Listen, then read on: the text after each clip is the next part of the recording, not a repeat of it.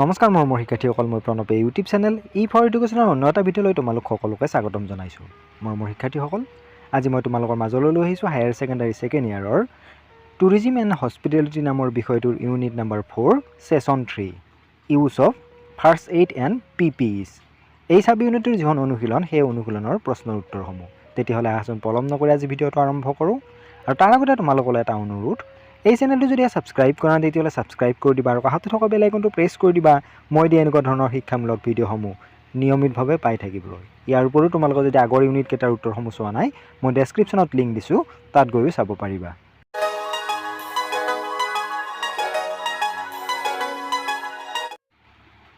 খালী ঠাইবোৰ পূৰণ কৰা। কুৱেশ্যন নম্বৰ 1, ডেছ চিনবোৰ ৰঙা ৰঙৰ হয় আৰু বৃদ্ধি বা বিপদৰ সৃষ্টি হোৱাৰ সম্ভাৱনা থকা আচৰণ নাইকিয়া কৰে। ইয়াৰ খালী ঠাইত হ'ব নিষিদ্ধ।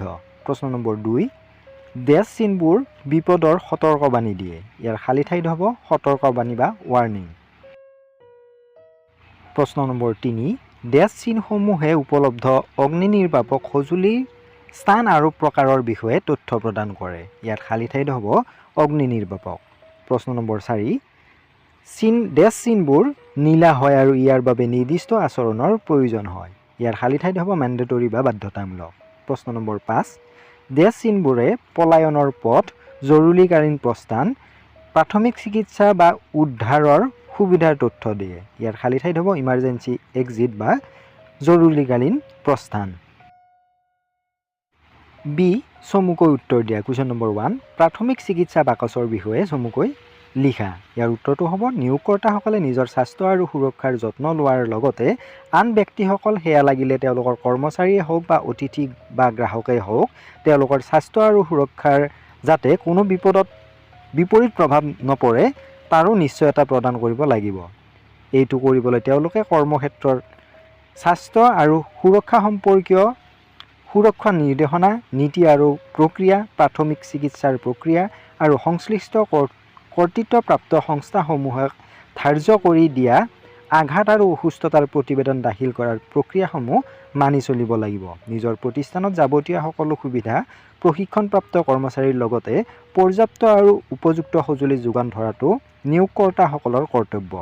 কৰ্মচাৰীসকলে কামৰ সময়ত আঘাতপ্ৰাপ্ত হ'লে বা অসুস্থ হৈ পৰিলে যাতে তেওঁলোকে তৎক্ষণাত মনোযোগ বা চিকিৎসা পায়, সেয়াও তেওঁলোকে নিশ্চিত কৰিব লাগিব। এই নিয়মসমূহ 5জনতকৈও কম কৰ্মচাৰী থকা কৰ্মক্ষেত্ৰকে ধৰি সকলো কৰ্মক্ষেত্ৰ আৰু স্বনিয়োজিত ব্যক্তিসকলৰ ক্ষেত্ৰতো প্ৰযোজ্য হয়।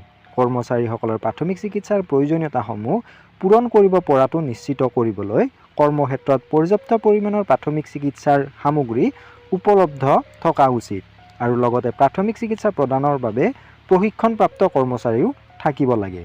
ইয়াৰ উপৰিও সকলো কৰ্মচাৰীৰ ওপৰত প্ৰাথমিক চিকিৎসা ব্যৱস্থা লগতে প্ৰতিষ্ঠান বা হোটেলখনত প্ৰাথমিক চিকিৎসা বাকচৰ উপলব্ধতাৰ বিষয়ে সম্পূৰ্ণ তথ্য থকাটো আৱশ্যক। প্ৰশ্ন নম্বৰ 2, ব্যক্তিগত সুৰক্ষা সঁজুলি PPE ব্যৱহাৰ কৰাৰ সময়ত কোনবোৰ দিশ বিবেচনা কৰা উচিত? পাৰ্চনেল প্ৰটেক্টিভ ইকুইপমেণ্ট বা ব্যক্তিগত সুৰক্ষা সঁজুলি ব্যৱহাৰ কৰাৰ সময়ত মনত ৰাখিবলগীয়া দিশসমূহ তলত দিয়া হ'ল।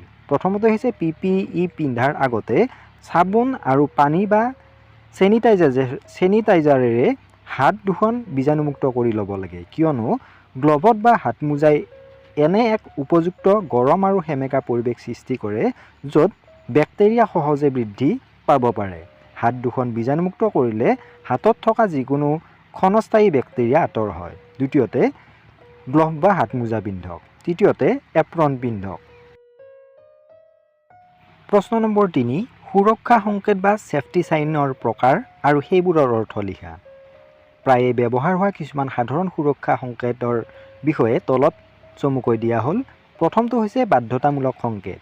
এই সংকেতবোৰে আপোনাক কোনো নিৰ্দিষ্ট পদক্ষেপ ল'বলৈ নিৰ্দেশ দিয়ে, যেনে চকুত সুৰক্ষা কৱচ পিন্ধাটো বাধ্যতামূলক।